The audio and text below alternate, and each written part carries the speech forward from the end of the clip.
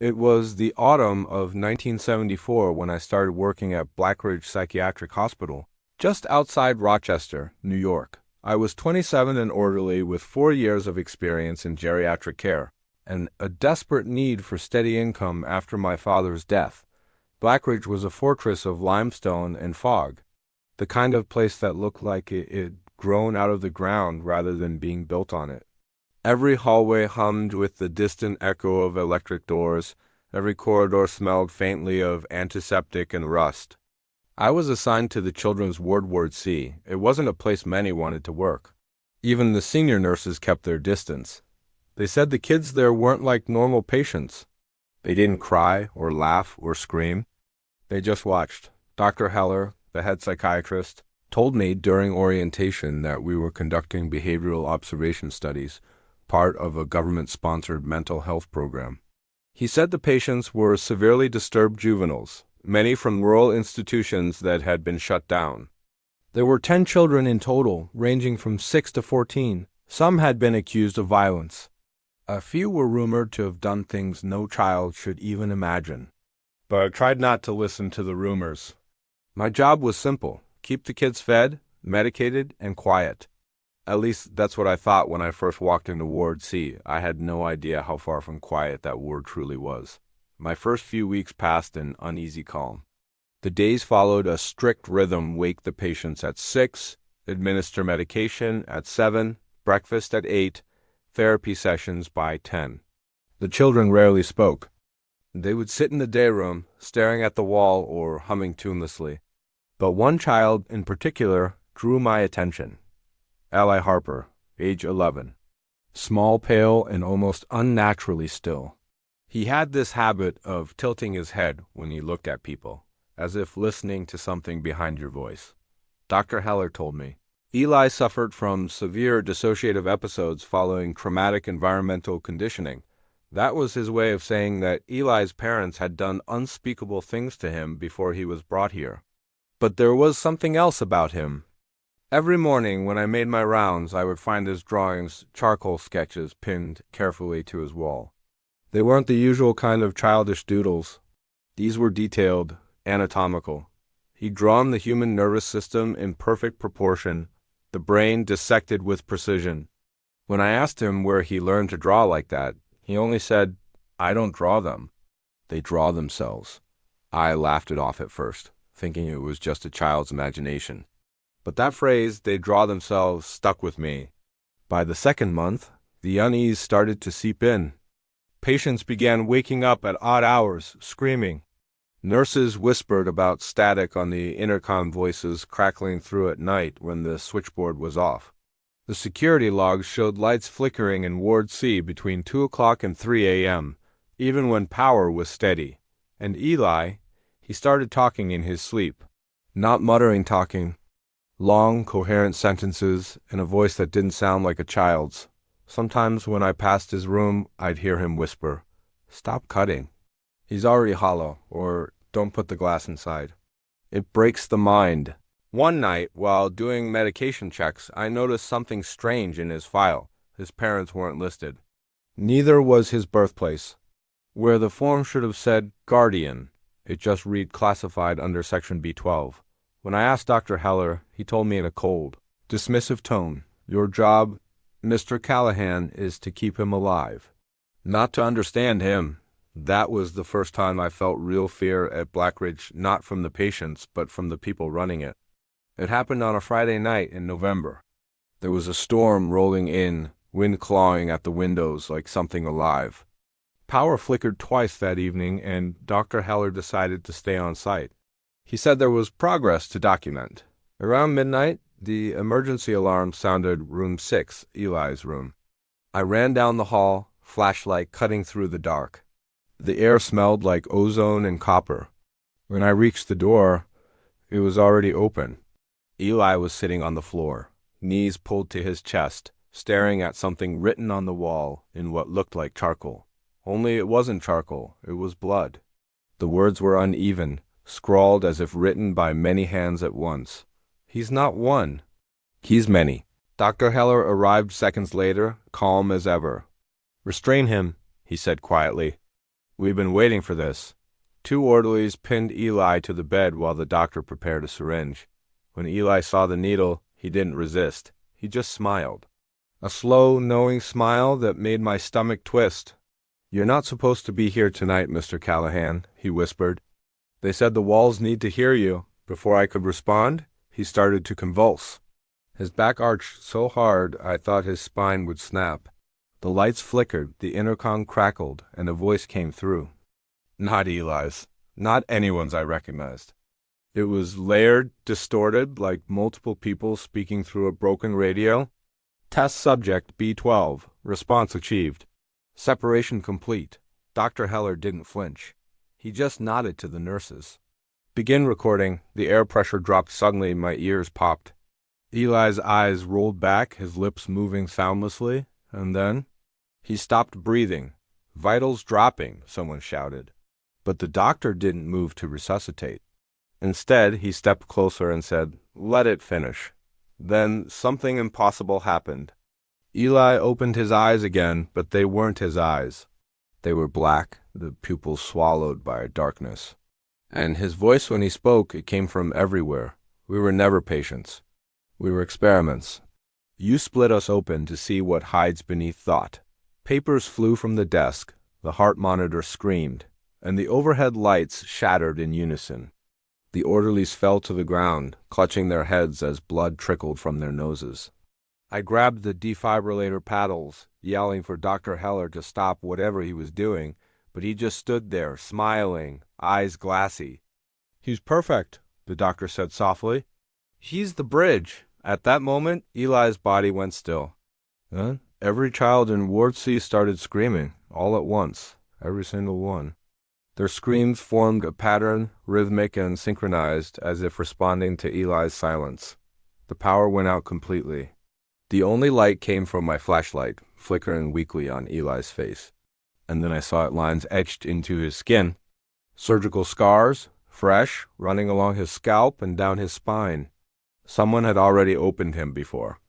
I backed away, shaking, when the voice came again, fainter now, but closer to my ear. "You can't unhear what we told you. Mr. Callahan, you were part of it too."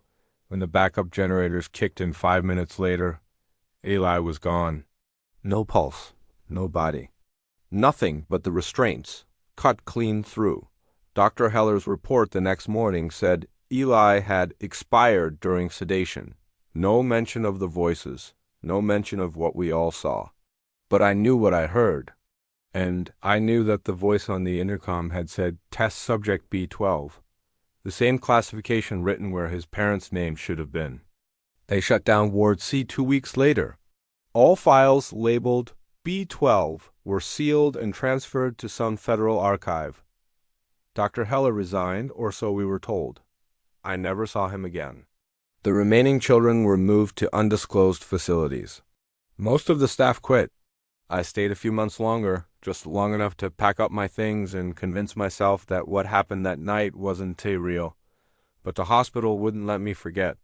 Every few nights, I'd get phone calls, no caller ID, just static and a faint rhythmic tapping on the other end. When I finally answered, worn out of frustration, a small voice whispered, "We finished the drawing."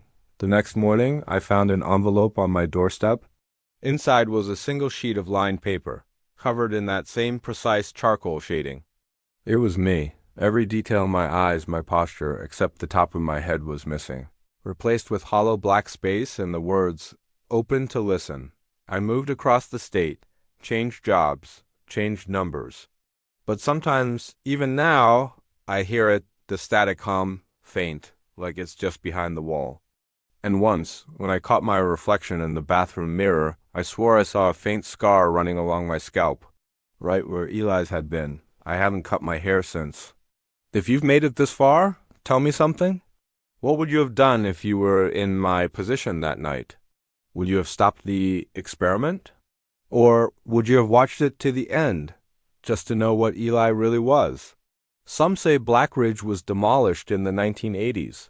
Others say it was just sealed off, buried under new foundations. But sometimes on quiet nights, residents nearby still report hearing faint voices over their baby monitors. Static, and a child's whisper saying, "We finished the drawing."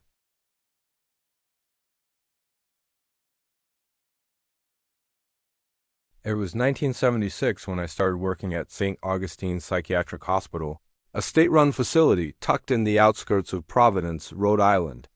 I was 29, newly certified as a child psychiatric nurse after 5 years in adult psych.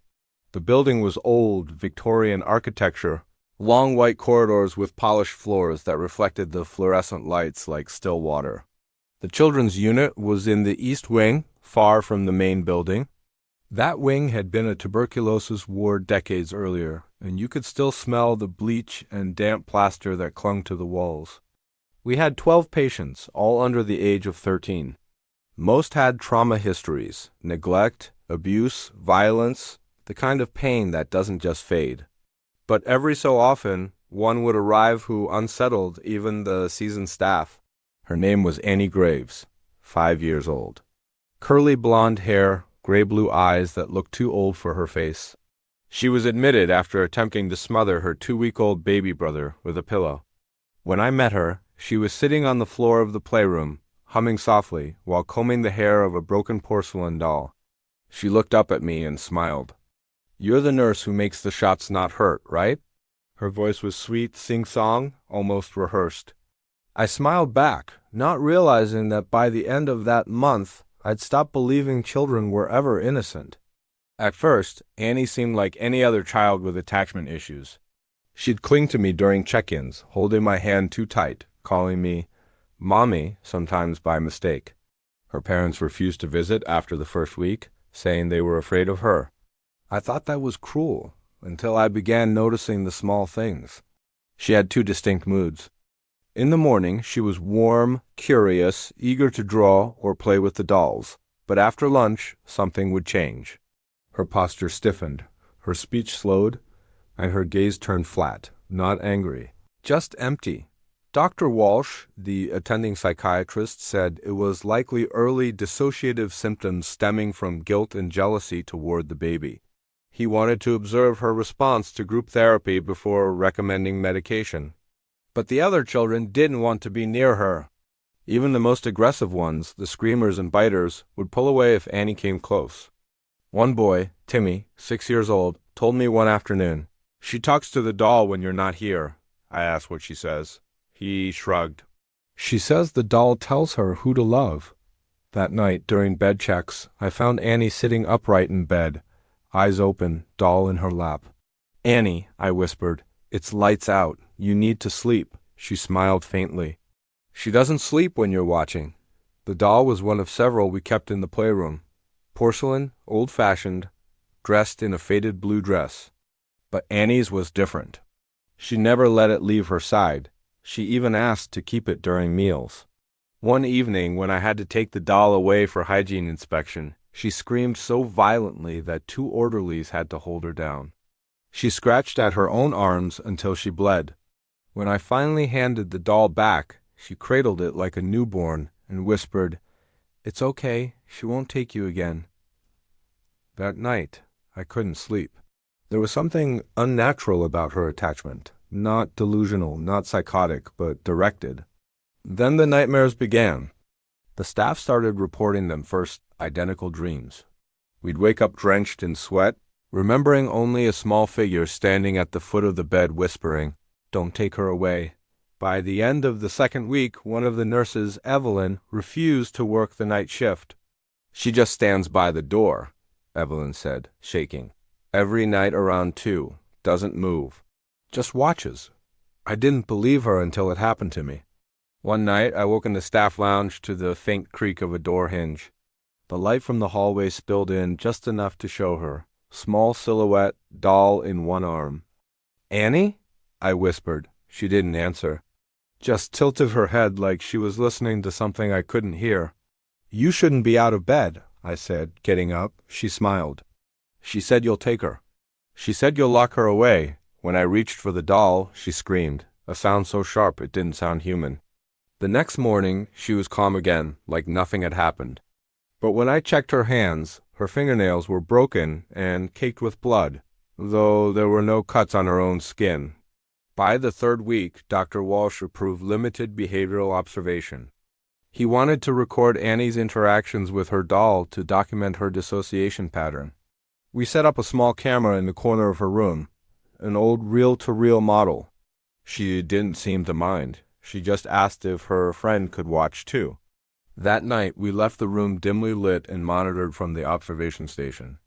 I was on duty with Dr. Walsh and an orderly named Frank. At first, everything was normal. Annie sat on her bed, brushing the doll's hair. Then she began whispering to it. We couldn't hear at first, so Dr. Walsh increased the volume. Her words came through static, disjointed. Don't let them take you. You said he'll go back to sleep, ... Not yet. Then she stopped moving. Her head slowly turned toward the camera. I felt my stomach twist, because the doll's head turned with hers in perfect synchronization. Dr. Walsh frowned, probably assuming it was a trick of light. He leaned closer to the monitor. That's when Annie looked straight at the camera and said, "He's listening now." The lights flickered. The monitor distorted. For a second, the feed showed two Annies sitting side by side, one holding the doll, the other staring blankly into space. The camera cut out. We rushed to her room immediately. Annie was standing on the bed, doll clutched tight. The air felt heavy, metallic, the same smell I'd noticed once before, like rust and ozone. "Annie, put the doll down," Dr. Walsh said gently. She shook her head. "She doesn't want you here. She wants to see the baby." Dr. Walsh stepped forward. "The baby's safe, Annie. No one's going to hurt him." Her expression changed, soft at first, then dark. "He's not safe. He's alone." I told her I'd show him what love feels like. Her voice, it wasn't the same. It dropped an octave, flat, without rhythm. Her pupils widened until her eyes looked almost black. Then the doll's porcelain hand cracked, a thin, clean line down the middle, as if squeezed too tightly. Annie began to convulse, shaking violently. We laid her down, calling for medical backup. But the moment I touched her wrist, she stopped moving, completely limp. Her lips moved once more, barely audible. She said, "You'll all forget." The emergency team arrived within seconds. No cardiac activity. We started chest compressions, adrenaline injections, nothing worked. At 3:17 a.m., Annie was pronounced dead. Dr. Walsh ordered the room sealed until morning. The doll was placed in a containment bag and moved to the observation office for documentation. But here's the part that still haunts me, the recording we reviewed the next day. For the first 20 minutes, everything was as we remembered. Then, right before the lights flickered, a faint voice, not Annie's, came through the microphone. A woman's voice. She never wanted him gone. She wanted to come back. After that, the tape degraded into static. When I went to collect the doll later that morning, it was gone. No one had checked it out. Dr. Walsh insisted it must have been misplaced during cleanup, but the footage of the stored room showed something different. The bag was still sealed on the shelf at 604A. At 605, the camera glitched, and the bag was empty. A full investigation followed. They found nothing. The official report listed cardiac arrest following psychogenic seizure. Case closed. But that night, as I left the hospital, I saw something in the hallway outside the East Wing, a small trail of porcelain fragments leading toward the exit. St. Augustine shut down its children's unit the following year. Too many unexplained incidents, too many nurses quitting mid-shift. The wing was eventually boarded up, the equipment removed, and the records sealed. Dr. Walsh transferred to a private clinic in Boston. I stayed in contact with him for a few months until he stopped returning my calls. Later, I heard he'd taken his own life. I left nursing soon after.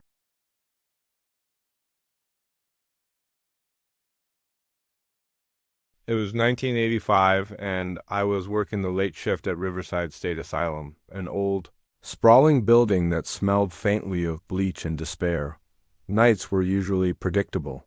You'd make your rounds, check vitals, hand out meds, calm down a few outbursts, and then wait for morning. There was a rhythm to it, almost comforting in its monotony. I'd deep in there long enough to know the sounds of the place, the hum of the fluorescent lights. The distant buzz of static from the nurse's station radio, the squeak of rubber solace on the linoleum floors. But that night, something felt off. Even the air seemed heavier, like the building itself was holding its breath. Melissa Matthews had only been admitted a week earlier, 26 years old, diagnosed with dissociative identity disorder. Her intake notes described multiple personalities, auditory hallucinations, and violent dissociation episodes.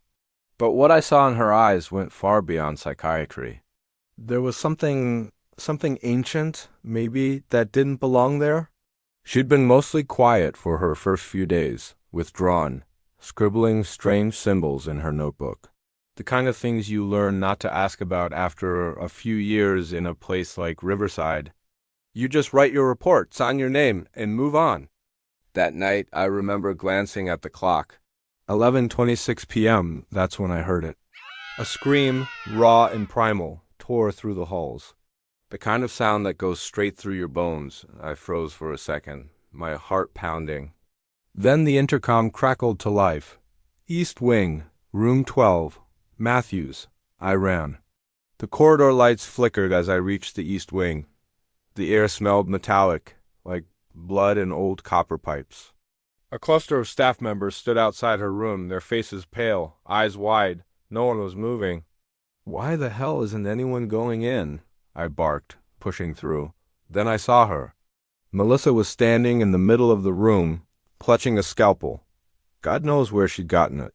Her hospital gown hung loosely, streaked with red. Her hands were trembling, but her eyes, they were fixed on something I couldn't see. "Stay back," she growled. The voice that came out of her wasn't her own. It was deep, masculine, almost otherworldly. "They're inside me," she said, or whatever was speaking through her did. "They're trying to get out." My body went cold.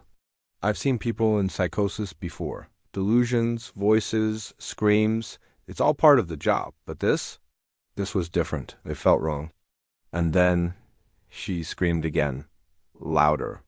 The sound bounced off the walls, vibrating through my chest. Before anyone could move, she plunged the scalpel into her abdomen, dragging it sideways. The room erupted into chaos. Blood soaked her gown, splattering the floor. One of the orderlies vomited. Another started praying under his breath. Dr. Lawrence Hawley, our head psychiatrist, burst in. He was a tall man, cold, clinical, always with that distant look of someone more fascinated by suffering than disturbed by it. "Hold her," he shouted. But by the time we reached her, she was already on the floor, gasping. I pressed my hands against the wound, trying to stop the bleeding. Her eyes rolled back, her lips forming silent words I couldn't make out. We managed to stabilize her, barely. But from that night on, everything changed. Melissa survived, though she never really came back from whatever she'd faced. She spent days in a near catatonic state, whispering names that didn't exist. Sometimes she'd start laughing in the middle of the night, low, guttural laughter that echoed through the ward like something unholy. And then the rumors started. Some of the nurses said Dr. Hawley had been running unauthorized experiments using hallucinogens, hypnosis, and sensory deprivation to unlock the subconscious mind. He called it Project Dionysus, according to a few orderlies who'd seen the name on his files. Supposedly, Melissa was one of his test subjects. At first, I didn't believe it. Doctors push boundaries all the time, sure, but Hawley wasn't stupid. Then I found out that the pharmacy logs didn't match up, missing vials, unaccounted doses. The night staff whispered that Hawley was dosing patients with LSD and ketamine under the guise of therapy. He believed he could break their mental barriers and reach the raw, primal self underneath. He called it a necessary evil. That phrase stuck with me. It was scrawled across one of his old case notes I accidentally saw while filing reports. The necessary evil to free the human mind. Melissa's breakdown wasn't an accident. She was his experiment. Weeks passed. Melissa grew worse. She'd wake up screaming in voices that weren't hers, speaking in languages no one recognized. Even Hawley seemed rattled now, though he'd never admit it. His once steady hands trembled during rounds. He stopped making eye contact. One night, I stayed behind to finish paperwork. The halls were quiet, the kind of dead quiet that makes you aware of your own breathing. I remember hearing faint footsteps, soft, deliberate. When I looked up, I saw Halle walking toward the east wing, alone, no clipboard, no staff. I followed. He entered Melissa's room and shut the door behind him. Through the narrow glass pane, I saw her sitting upright in bed, eyes open, fixed on him. Halle was speaking, his tone low and urgent. She tilted her head like a child listening to a bedtime story. Then, I swear, she smiled. Not a sweet, grateful smile. Something else, something knowing. A few minutes later, the lights flickered and went out. When power returned, Halle was gone. Melissa was still in her bed, but she wasn't alone. The walls were covered in strange, jagged symbols drawn in what looked like blood. I backed away. I didn't even finish my shift that night. The next morning, his office was empty. His car was found abandoned by Miller's Bridge about 10 miles out. Inside the passenger seat was his journal, open to a half-finished entry. The threshold is close. Matthews is the key. They're not hallucinations, they're real. And once she opens the door, we'll finally see them. That was the last thing he ever wrote. The asylum quietly covered it up. Officially, Halle was listed as missing under uncertain circumstances. The East Wing was sealed off for renovations that never happened, and Melissa, well, she was transferred to another facility upstate. No one ever heard from her again. I stayed a few more weeks, just long enough to realize I couldn't stomach it anymore. Every time I walked past room 12, I felt like something was watching me through the glass. Like whatever Halle had tried to summon hadn't left with him. I put in my transfer request and left Riverside for good. It's been almost 40 years now. I've worked in a dozen hospitals since then, but none of them ever felt quite like Riverside. Sometimes I still dream about those halls, the flickering lights, the smell of antiseptic, the echo of distant screams. And sometimes, when I can't sleep, I think about Melissa. About Halle, about that phrase, necessary evil. I tell myself it was all just a tragic mix of malpractice and madness. Just a story from the past. Nothing supernatural. Nothing real. But then, on quiet nights, when the house is still and the clock ticks a little too loud, I swear I can still hear her voice. That same deep, guttural tone. They're inside me. They're trying to get out. And I wonder, were the real monsters ever the patients at all?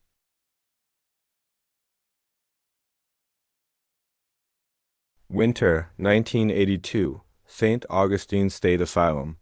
That old Gothic building stood against the gray sky like a decaying monument to human misery. The kind of place you'd pass by and quickly look away, like you were avoiding something you couldn't quite name.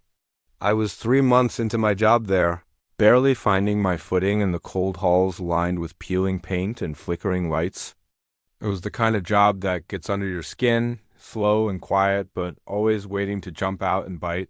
Then I met Thomas Reeves, or, as the rest of the staff called him, the Shadowman. He'd been there 5 years when I arrived, silent and strange, always pressed up against the wall in some corner, muttering nonstop like he couldn't turn off his thoughts. His eyes were empty, like deep, dark wells with nothing left inside. His body was hunched over, twisted almost, like something inside him was trying to break free. He never stopped whispering, even when he slept, if you could call it that. The low hum of his muttering was constant, a creepy soundtrack that clung to the back of your mind. One night during group activity, I accidentally called him out for a mess he'd made in the common room. Yeah, not my brightest moment. His head snapped up so fast, it gave me a chill. And then, his mouth opened, and out came this scream. Raw. Primal. Completely inhuman. It sliced through the room like a blade. Everything erupted into chaos. Every patient started screaming, thrashing, crying, as if something ancient had been unleashed from the darkest corners of their minds. It was pure, terrifying pandemonium. I wanted to forget what came next, but the story stuck with me. Thomas Reeves hadn't always been this shadowed enigma. Before the asylum swallowed him whole, he'd been a schoolteacher, a normal man, maybe even a decent one. until the night he murdered his wife and children. The police found him in the wreckage of his former life, babbling something that sounded like madness. He told them he had saved them from demons, said he'd eaten their brains before the infection could spread. Can you imagine that? Eating his own family's brains to save them? Even behind the asylum walls, locked away from the world, he believed those demons were still inside him, whispering, watching, waiting for a chance to get out. The last time I saw him, it was in the kitchen. He was crouched over a cook, muttering something about removing the plastic from the demons. The way he said it like it was the most important thing on earth made my skin crawl. We stopped him, but just barely. After that, he was shipped off to maximum security. The kind of place no one wanted to end up. St. Augustine closed its doors a few years later. The building crumbled as the weeds took over. But sometimes, especially when the winter wind howls just right, I swear I still hear that whisper. Soft, close. Had to eat the demons before they spread. And maybe, just maybe, some shadows don't ever leave.